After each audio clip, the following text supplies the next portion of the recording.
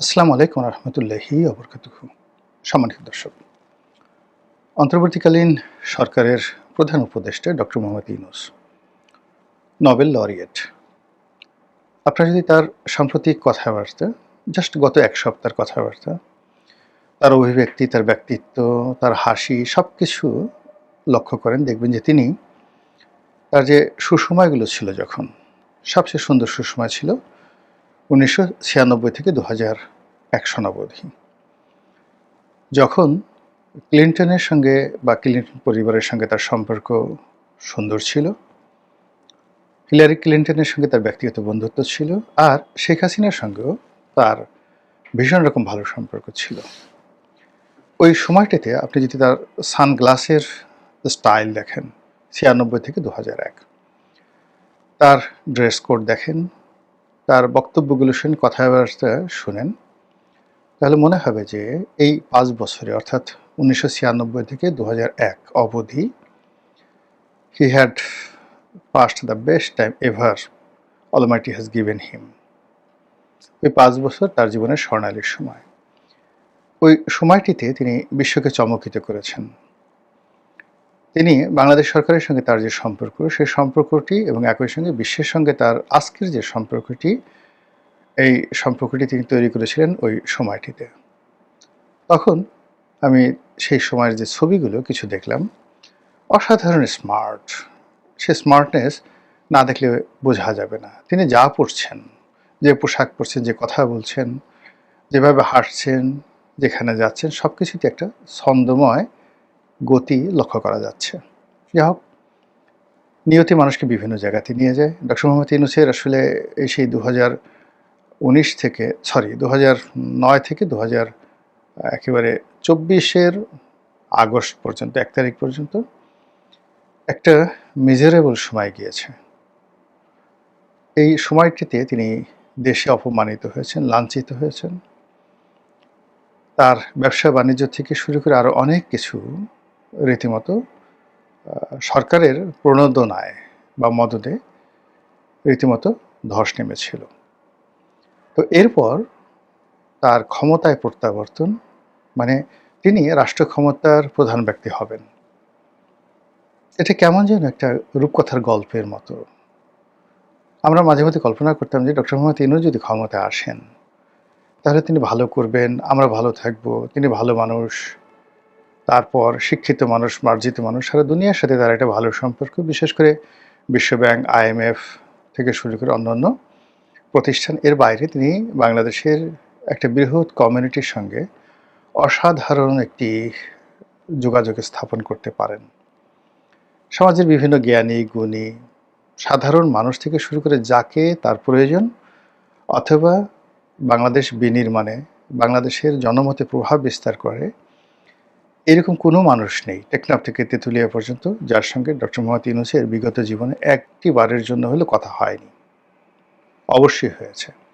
তো এই যে তার যে পাবলিক রিলেশন, তার যে সফলতা, তারপর দুনিয়া জোড়া খ্যাতি, এই খ্যাতির সঙ্গে আবার নোবেল পুরস্কারের যে স্বীকৃতি, সব মিলিয়ে তিনি যেন কি হয়ে গিয়েছিলেন। মানে তার সমপর্যায়ের লোক পৃথিবীতে ছিল না। এত গুণ, এত সফলতা, এত অর্থ, এত জ্ঞান, এত লেখাপড়া, এত জনগণের সমর্থন, পাবলিক সাপোর্ট। আপনি চিন্তা করুন, নোবেল পুরস্কার তো অনেকে পেয়েছেন। দেয়ার ইজ এ মাসাদো, তিনিও পেয়েছেন, মালালা ইউসুফজাই পেয়েছেন, ভারতের একজন পেয়েছেন, অনেক। কিন্তু 18 কোটি বাঙালির মধ্যে ডক্টর মোহাম্মদ ইউনূসকে নিয়ে যে আবেগ ছিল, উচ্ছ্বাস ছিল, এইরকম এতগুলো মানুষ একসঙ্গে, এমনকি বিল ক্লিন্টন কিংবা নেলসন ম্যান্ডেলা, তাদের উপর এরকম 18 কোটি মানুষের আশীর্বাদ ছিল না, যেটা ডক্টর মোহাম্মদ ইউনূসের উপর ছিল। তো তিনি ক্ষমতা আসার পর যে কোনো পরিস্থিতি, এটা তার ভুল হতে পারে, তার লোকজনের ভুল হতে পারে, এরপর এখানে দ্বৈত শাসন হতে পারে। অর্থাৎ আমরা সবাই জানি যে বর্তমান সরকার যে চলছে, সেই সরকারের পেছনে সামরিক, বেসামরিক, আমলাতন্ত্রের একটা বিরাট প্রভাব রয়েছে। দেশি বিদেশি যে রাষ্ট্রগুলো রয়েছে, কূটনৈতিক সূত্রগুলো রয়েছে, বন্ধুগুলো রয়েছে, তাদের সীমাহীন প্রভাব রয়েছে। সবার কথা তাকে শুনতে হয়েছে। এর বাইরে রাজনৈতিক দল, তারপর বিপ্লবী যারা আছেন বা গণ অভ্যুত্থানে যারা নায়ক, তাদেরকে প্রিভিলেজ দিয়ে এই ৮৮ বছরের যে বয়স্ক মানুষটি, তিনি আসলে কি করতে পেরেছেন বা পারেননি, এটি ১৭ মাসে আমাদের এখনও ঠিক নতুন করে বলার দরকার পড়ে না। সবাই আমরা মোটামুটি তার ব্যাপারে বিরক্ত হয়ে পড়েছি এবং আমাদের সেই বিরক্তি তিনি টের পেয়েছেন। টের পাওয়ার ফলে তার চেহারা, সুরত, অভিব্যক্তিতে আমরা অনবরত দেখেছি তিনি হতাশ থেকে হতাশ হয়েছেন। তার চেহারা ভেঙে পড়েছে, তার যে গণ্ডদেশ, গলার নিচের যে চামড়া থাকে, এটি অস্বাভাবিকভাবে কুঁচকে গেছে, ঝুলে গেছে, অথচ এটা তার ছিল না। ৮৮ বছর বয়সেও তার এটা ছিল না। এরপর তার চোখ কোটরাগত হয়ে পড়েছে। তিনি আগে যেভাবে হাসতেন, কথা বলতেন, ঠিক সেটার কিছুটা ধারাবাহিকতা নষ্ট হয়ে গেছে এবং অবস্থার দৃষ্টি যে কোনো মানুষই মনে করবে যে তিনি ফ্রাস্ট্রেটেড, হতাশার মধ্যে আছেন। এখন সেই হতাশা কেন, কী কারণে, সেটা তিনি তার লোকজন যেভাবে বুঝেন, আমরাও সাধারণ বাঙালিরা সেটা ভালো করে বুঝি। যাই হোক, এখন নির্বাচনের মৌসুম চলছে। আমি ভিডিও যখন করছি তার সপ্তাহখানেক পরেই নির্বাচন হয়ে যাবে। যেভাবে ডক্টর মোহাম্মদ ইউনূস ঘোষণা দিয়েছেন যে তিনি পৃথিবীকে চমকিত করে দেওয়ার মতো একটি নির্বাচন অনুষ্ঠান করবেন, সারা পৃথিবী অবাক বিস্ময়ে দেখবে যে বাংলাদেশে একটি চমৎকার নির্বাচন হয়েছে। তার যারা পাত্রমিত্র রয়েছেন তাদেরও দাবি যে আমাদের স্যার মিথ্যা কথা বলেন না, কথা দিয়ে কথা রাখেন এবং তিনি নির্দিষ্ট সময় নির্বাচন দিয়ে তিনি ক্ষমতা থেকে চলে যাবেন।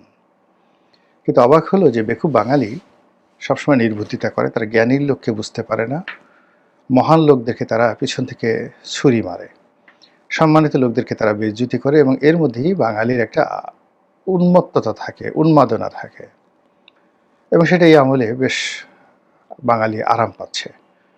বড় বড় মানুষকে মব সৃষ্টি করে মারধর করছে, কান মলে দিচ্ছে, নাক ধরে টান দিচ্ছে, ঠোঁট ধরে টান দিচ্ছে, আরও অনেক গুপ্ত অঙ্গ সেখানে একটু আঙ্গুল দিয়ে তাদেরকে সুশ্রী দেওয়ার চেষ্টা করছে। বুড়া বুড়া মানুষ, ছেলে হোক মেয়ে হোক, ডাজ নট ম্যাটার, তাদের কোপানলে যারা পড়ছে সবাইকে এই কাজগুলো করছে এবং এটা যারা করছে তারা খুব মজা পাচ্ছে, আর যারা দেখছে বেশিরভাগ লোকে মজা পাচ্ছে, আর কিছু লোক যারা আছে নাকুচো, তারা হায় হায় কি হলো, ছি ছি, স্যা স্যা, এত অধঃপতনের দিকে সহ্য করা যায় এই ধরনের কথাবার্তা বলছে, কিন্তু জিনিসটা বন্ধ হচ্ছে না।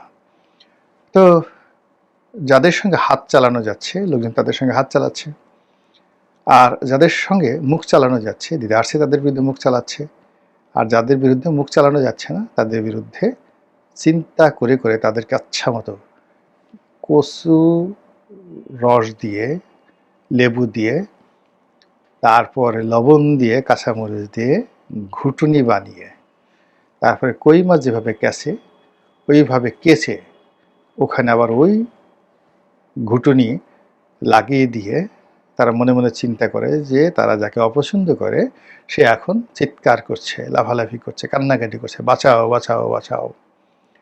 এই হলো বাঙালির মনোবৃত্তি। মনে মনে কলা খেতে, মনে মনে স্বপ্ন দেখতে তাদের মানে কোনো রকম মানে যাকে বলা হয় জুড়ি নেই সারা দুনিয়াতে। তো এরকম অবস্থা যখন চলছে বাংলাদেশে, সেই অবস্থাতে হঠাৎ করে মানে এই যে ডক্টর মোহাম্মদ ইউনূসের যে নির্বাচনী অনুষ্ঠান আয়োজন, সব কিছুর পরে যদি গণতন্ত্র চলে আসে, রাজনীতিতে যদি স্থিতিশীলতা চলে আসে, তাহলে অ্যাজ এ হোল এই মানুষগুলোর কি হবে যারা মব পছন্দ করতেন, যারা দূর থেকে বানানো নাচ দেখে খুব মজা পেতেন, বিশৃঙ্খলার মধ্যে আলু পুড়িয়ে মানে আগুন যখন লেগে গেছে তখন তার মধ্যে আলু পুড়িয়ে খেতে মজা করতেন, তাদের কি হবে? তারা হাপিত্যেশ শুরু করে দিয়েছে এবং তাদেরই একটা বিরাট অংশ না না বাপু দেখো শেষ পর্যন্ত ডক্টর মোহাম্মদ ইউনূস কিন্তু নির্বাচন দেবেন না। আরে ক্ষমতা কি সাধারণ জিনিস? একটা গ্রামীণ ব্যাংকে সাধারণ ম্যানেজিং ডিরেক্টরের পদ তিনি ছাড়তে চাননি, কুরবান করে দিয়েছেন, জীবনটা তছনছ করে ফেলেছেন, আর সেই মানুষ প্রধান উপদেষ্টার পদ ছাড়বেন? সি সি সি সি, মানে গণেশ তোর কি আর জীবনে বুদ্ধিশুদ্ধি হবে না? এরকমভাবে একজন অপরজনকে সমালোচনা করছেন যারা ডক্টর মোহাম্মদ ইউনূসের মধ্যে ইতিবাচক কোনো কিছু দেখছেন বা কল্পনা করছেন। এনিওয়ে, যেটি আমি বলবো সেটি হলো যে এত কিছুর পরেও হঠাৎ করে দেখা গেল ওই যে তার মধ্যে যে বিষণ্ণতা ছিল, খারাপ দিক ছিল, খুব সম্প্রতি দেখা যাচ্ছে তার চেহারার মধ্যে একটি ঝলক চলে এসছে। এটিকে নূরের আভা বলতে পারেন, এটিকে আনন্দের ফোয়ারা বলতে পারেন, এটি তার বিশ্বাস ফিরে পাওয়ার প্রত্যয় বলতে পারেন, অথবা তিনি আশাপ্রদ কিছু পেয়েছেন, বিশ্বাস তার জন্ম নিয়েছেন যে তিনি বিজয়ী হবেন। What ever maybe, I don't know. এতে তার চেহারা ভালো হয়ে গেছে, তার গলার ভাঁজগুলো কমে গেছে, এবং তিনি সর্বশেষ যে বক্তব্যগুলো দিলেন জাতির উদ্দেশ্যে অসাধারণ। মানে সেই যে 96 থেকে 2001 সনে তিনি যেভাবে সাবলীল কায়দায় বক্তব্য দিতেন, ওই একই ভঙ্গিতে তিনি বক্তব্য দিয়ে সারা বাংলাদেশকে মাত করে ফেললেন। কারণটা কি? কি হচ্ছে বাংলাদেশে? তিনি কি আসলে সফল হবেন? সেই সফলতা কি? নাকি লোকজন যেটা বলছে তিনি দীর্ঘমেয়াদে ক্ষমতায় থাকবেন? এর কারণ হলো ক্ষমতা থেকে চলে যাওয়াটা যে কোনো মানুষের জন্য বিপজ্জনক, ওনার জন্য খুব বেশি। তিনি সর্বমহলের বিএনপি, আওয়ামী লীগ, জামাত সবারই রোষের শিকার হবেন, ইনক্লুডিং এনসিপি রোষের শিকার হবেন। কাজেই ক্ষমতায় যাওয়ার চেয়ে ক্ষমতায় থাকা তার জন্য নিরাপদ, এটা পাগলেও বোঝে। দ্বিতীয়ত হলো যে নির্বাচন যদি 12 তারিখে হয়, 9 তারিখে তিনি মার্কিন যুক্তরাষ্ট্রের সঙ্গে একটি গোপন চুক্তি স্বাক্ষর করবেন। কেন? উদ্দেশ্যটা কি? তিনি কি মার্কিন যুক্তরাষ্ট্রকে এই শেষ সময় খুশি করতে চাচ্ছেন? কি জন্য? তার ব্যবসা বাণিজ্যের জন্যে? তার নিজের সেফ এক্সিটের জন্যে? নাকি ক্ষমতাতে ডিপ স্টেট পলিসির যে সমর্থন সেটাকে স্বাভাবিক রাখার জন্যে? নাকি অন্য কোনো কিছু? Whatever maybe, there are many question আছে।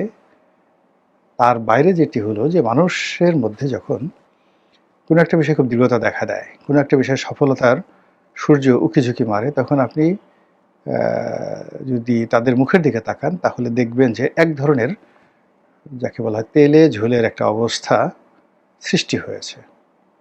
আর ঠিক সেই তেলে ঝোলের অবস্থা, অরুণোদয়ের সেই অগ্নিসাক্ষীর মতো অবস্থা ডক্টর মোহাম্মদ ইউনূসের মুখমণ্ডলে এই নির্বাচনের ৬-৭ দিন আগে আমরা দেখতে পাচ্ছি। অবশ্যই তিনি এই বয়সে সুস্থ থাকুন, ভালো থাকুন, তাকে ভালো দেখাক, আর তিনি সুন্দর মতো থাকেন বা ফিরে যান, হোয়াট এভার মেবি। কারণ মানুষের মঙ্গল আমি কামনা করি, যে কোনো মানুষের অমঙ্গল কামনা করা আমার লক্ষণ নয়। মহান আল্লাহ আমাদের সবাইকে হেদায়েত দান করুন এবং হেফাজত করুন। আসসালামু আলাইকুম ওয়া রাহমাতুল্লাহি ওয়া বারাকাতুহু।